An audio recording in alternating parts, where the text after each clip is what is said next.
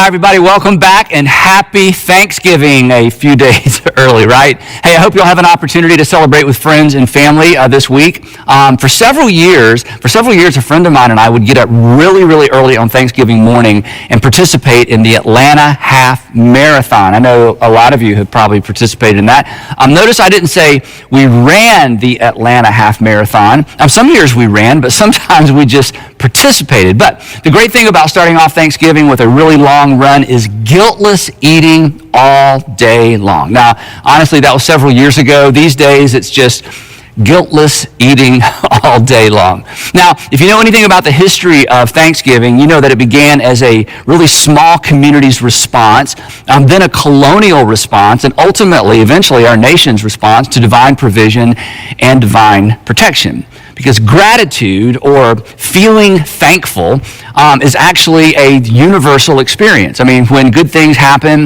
or when we're on the backside of a rough stretch, there's something just intuitive, instinctive in all of us. There's just this automatic feeling of gratitude. For some folks, it's thank goodness. For others of us, it's literally thank God. But thank somebody or thank something, right? We're just all instinctively thankful, though we may express it in different ways. It's almost like we can't help it. Now, I say it's almost like we can't help it because when it comes to expressing our gratitude to each other, it's not always so intuitive, right? It's not always so fluid. It's not always so instinctive. Not only can we help it, oftentimes we do help it. We withhold our gratitude. And when you withhold gratitude, when I withhold gratitude, we actually create a gap in the relationship, an unfilled space. There's unfinished business, which creates a glitch in the relationship. And if it goes on for too long, it actually undermines the integrity of the relationship. Or to put it bluntly, few things sting, isn't this true? Few things sting more than ingratitude. And here's why. Because ingratitude communicates, I don't see you. I don't even see you. I don't recognize you. I don't recognize what you've done. I don't recognize your effort. I don't recognize your sacrifice. Ingratitude communicates, you know what, you owed me that, so why would I thank you for that? Ingratitude stings because it isn't neutral. It's the opposite of what was expected or earned or perhaps even deserved. So it hurts, which is odd because the other person really didn't do anything to us. They just didn't do anything. Now, you thought they would hit the tennis ball back, but they just stood there and let it bounce against the fence behind them. So there are a few things more hurtful than ingratitude. But at the same time, isn't this true? There are a few things more uncomfortable than pointing out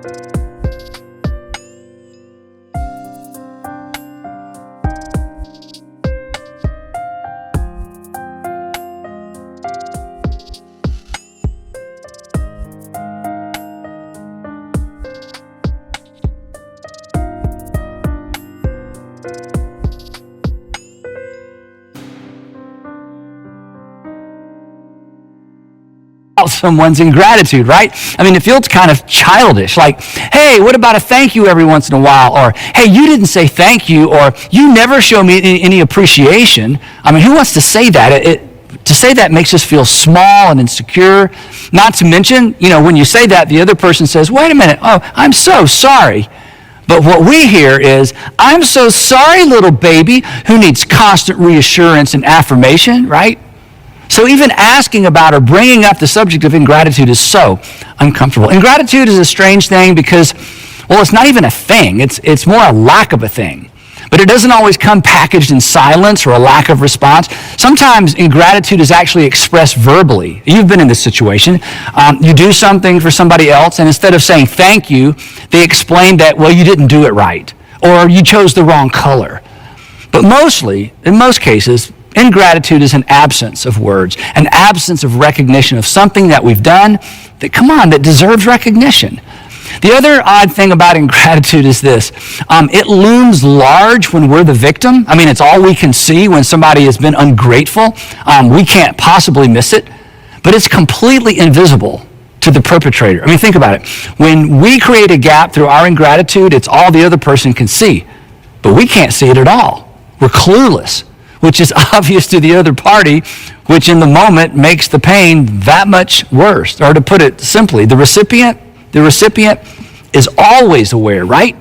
But the culprit is rarely aware. It's so odd. Now, for me, I have to be really careful because outside my family, it's easy for me to just write off ungrateful people. And I hate to say that, but it's true. I mean, I can be a one and done person. Gratitude goes a long way with me, and ingratitude, it goes a long way with me as well. There are people, honestly, that I would have a difficult time extending generosity with my time or my influence or my resources because of how they didn't respond last time I was generous to them with my time, influence, or my resources. And that's something I've got to monitor because as a Jesus follower, I'm required to be generous regardless of how people respond. But, come on, it's a whole lot easier to extend generosity to grateful people. And my reason for bringing this up and my reason for bringing me up is this. Your ingratitude, which you might not even be aware of, your accidental ingratitude is leaving a mark. It's undermining your respectability, and you don't know it. I mean, the ungrateful people I struggle not to write off have no idea. The people who've written you off because of your ingratitude, you have no idea. And if you're not family, they're not going to tell you. They just move on. And the uncomfortable thing about me even talking about this is I'm sure there are people watching or listening who have experienced a lack of gratitude from me. And, here's the point. I don't know who they are. I'm clueless. And I'm kind of glad no one's here to say amen. Now, many years ago, when I was starting off on my quest to become a good organizational leader, I had the opportunity to meet with a pretty high-profile business person for lunch in the Atlanta area. It was a friend of my dad's. That's how I got the lunch. I was in my late 20s, and I only remember one thing about our conversation. And it was not what this gentleman intended for me to remember. In fact, I bet he doesn't even remember saying this. But as you know, negatives are generally stickier than positives. I knew he had a meeting in his office right after our lunch, and we were going a little long, so I interrupted him, and I said, hey, I know you've got a meeting to get to. And then he interrupted me, and here's what he said, and I'll never forget it. He said, no problem. They all work for me. No problem. I don't need to rush back. They all work for me. This is my only takeaway from that lunch. This was so offensive to me, and I didn't even know any of the other people. But when he said it, I made a decision.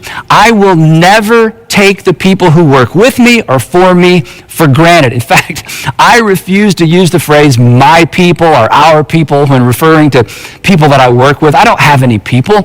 No one deserves to be talked about.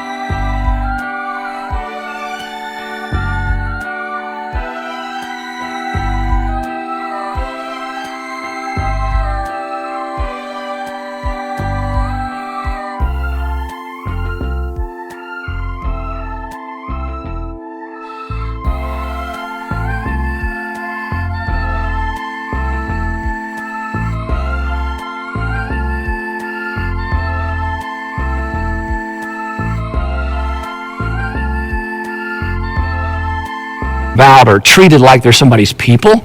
And I'm sure he didn't mean it that way, perhaps, but it made an impression. It struck me as extremely ungrateful because he was what? He was taking them for granted. They'll wait. They've got nothing better to do. They owe me. I don't owe them. Have you ever felt taken for granted? It's terrible, isn't it? It's dehumanizing. It's one of the worst things you can experience on planet Earth. Now, moving on. If you've ever been accused Think about this. If you've ever been accused, and we all have, if you've ever been accused of being ungrateful, if you're like most people, you probably got defensive. And the reason you got defensive is because you felt like somebody was accusing you of not feeling something. Isn't that true? Somebody says, I don't feel like you're grateful. I think you take me for granted. And we immediately get defensive and we're like, oh no, and we feel like they're judging us. And we get defensive because we think, hey, how could you possibly know how I feel? Which of course is the point. They don't know how we feel. They know how they feel. They feel unappreciated. They feel taken for granted. But we feel otherwise, so we push back and we get defensive. And we say things like this, but I am grateful. Translated, I am grateful on the inside. I have grateful thoughts and feelings towards you, which, while it's true, it's meaningless, isn't it? Because, and this is the point of today's discussion, unexpressed gratitude, think about it, unexpressed gratitude is actually experienced by the other person as ingratitude. Unexpressed gratitude is experienced by the other person as the opposite of what we convince ourselves we really feel and we really think. Through the years, I've met with lots of men in particular who are super busy and find themselves a little bit alienated from their families and their children. And here's the advice I always give them. I say, look, you love your kids in your heart, but you don't love your kids on your calendar. And the calendar is what counts. The calendar is what connects. The calendar is what communicates what you feel. And the same goes for gratitude. It's the expression of gratitude. It's the expression of gratitude, not the emotion that completes the circle, that closes the gap, that maintains the connection. Or to put it another way, gratitude and ingratitude are relationally determinative. This is so important. Gratitude and ingratitude actually determine how much of you're willing to entrust to someone else, and it determines how much he or she is willing to entrust to you. Because when you feel taken for granted, when we feel taken for granted, we instinctively, it's not a decision, we instinctively withhold part of ourselves in order not to be hurt. Again, gratitude and ingratitude are relationally determinative. They determine something about the relationship. Or think about it this way. Our hearts, and you've experienced this, our hearts actually gravitate toward recognition and gratitude. It's not a decision. It's a response. If you're married or if you're in what you hope to become a permanent relationship, here's a tip. This is so important. Don't let anyone out-grateful you.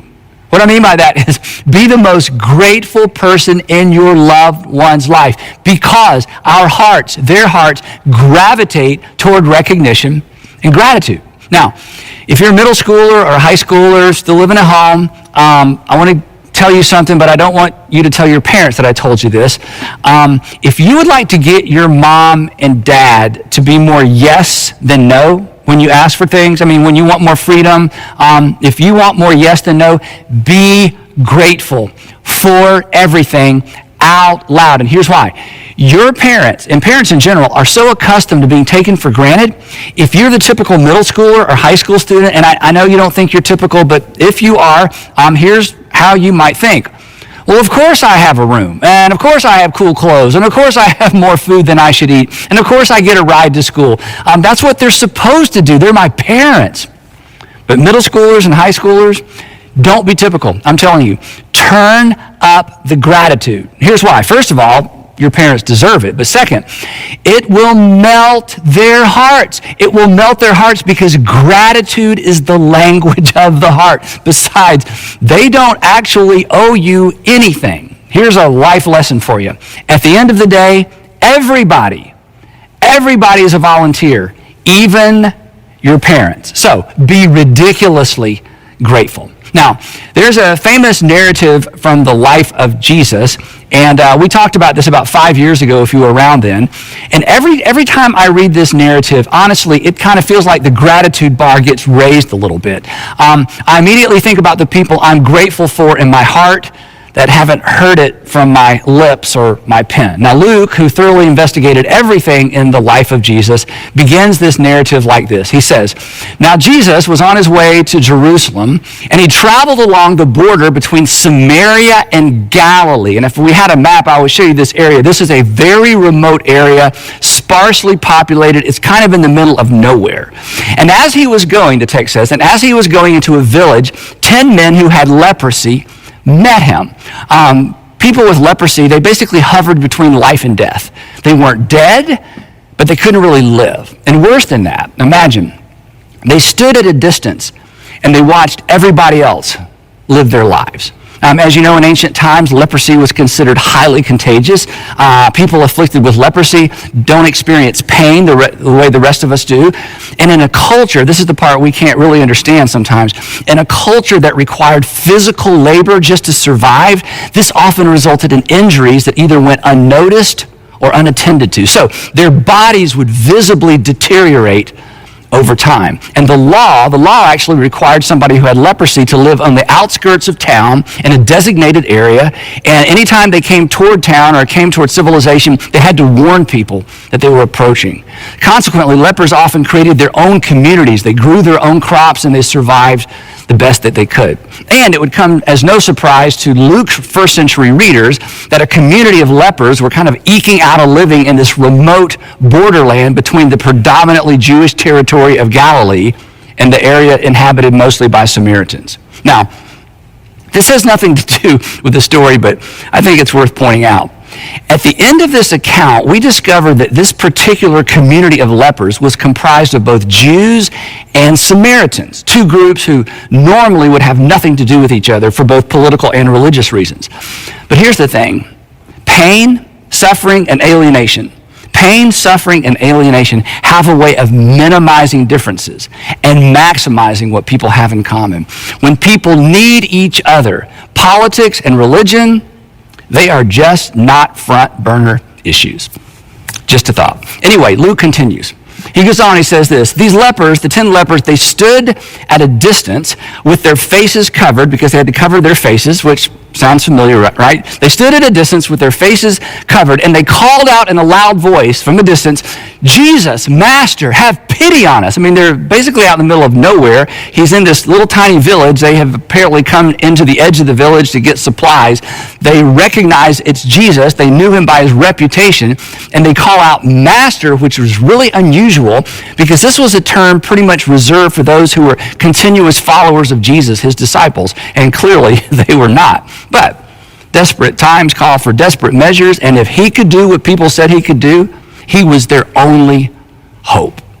And the text says, Luke says that when Jesus saw them, he shouted out, he shouted back to them, go, which was not really what they were expecting. I mean, that's what they'd heard for years. Go as in, go away.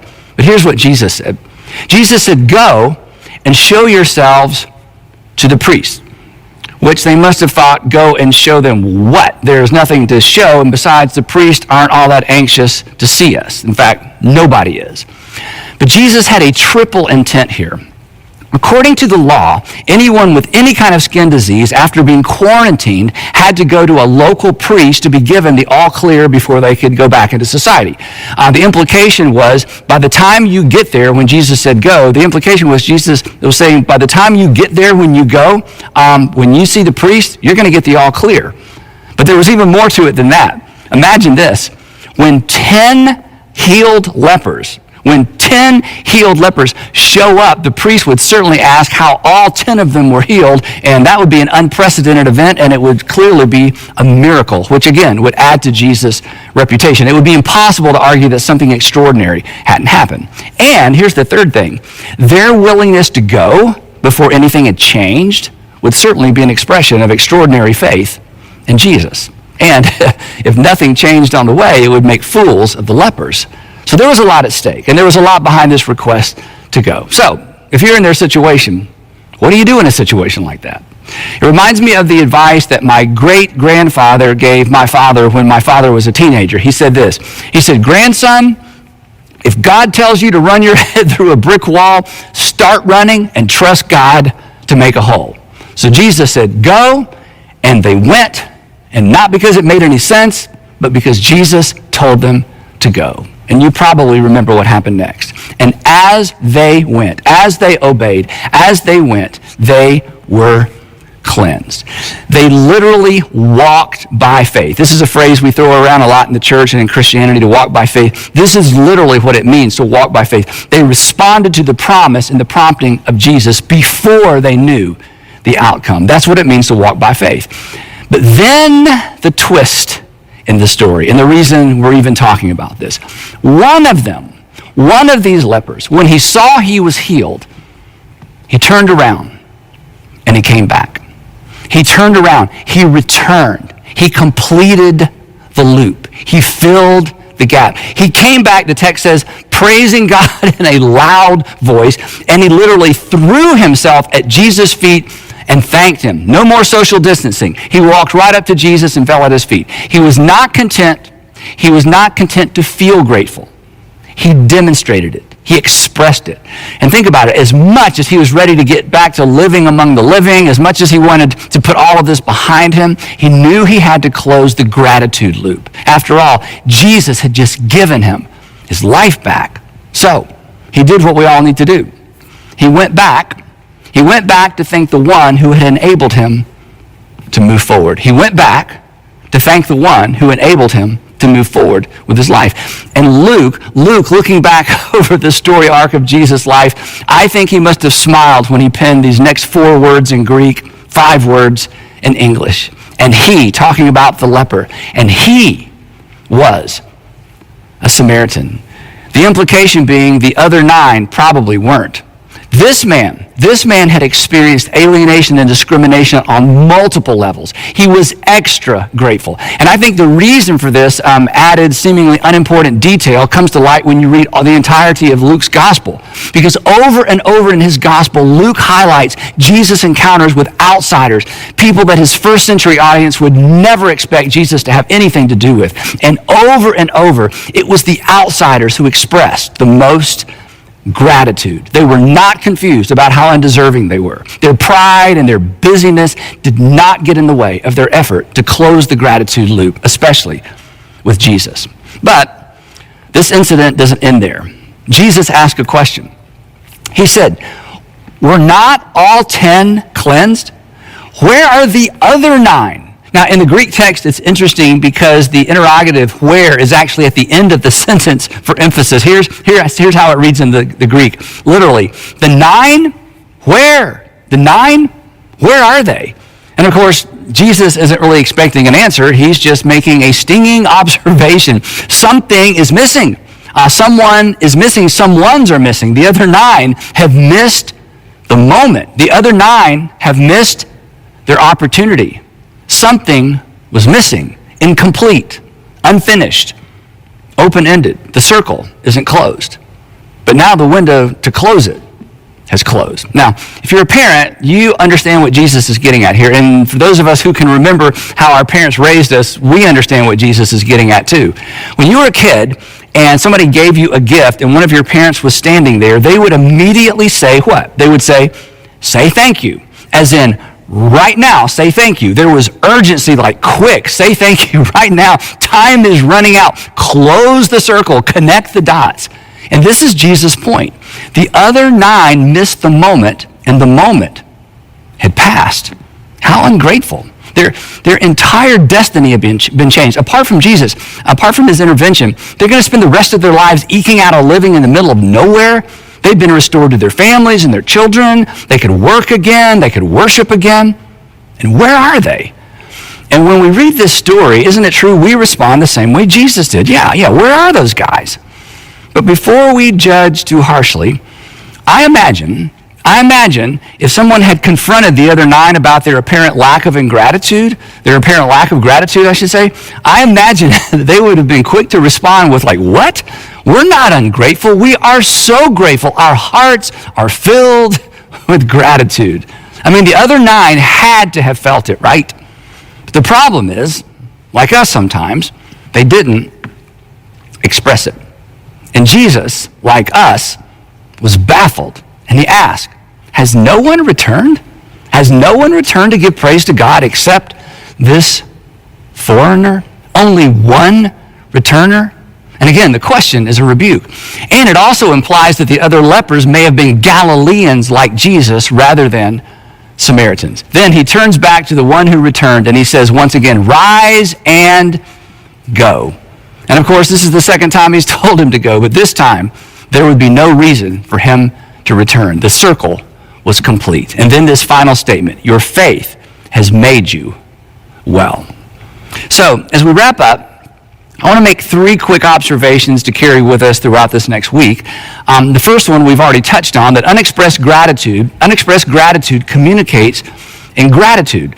There is no neutral ground, and our feelings don't count because our feelings don't connect. Our feelings of gratitude don't close the loop. Worse. The gratitude we feel, think about this, the gratitude we feel but don't express is felt by the other person as the opposite of what we're feeling. We feel grateful. They feel unappreciated, taken for granted. And this is important, telling other people how grateful we are for someone else doesn't count either.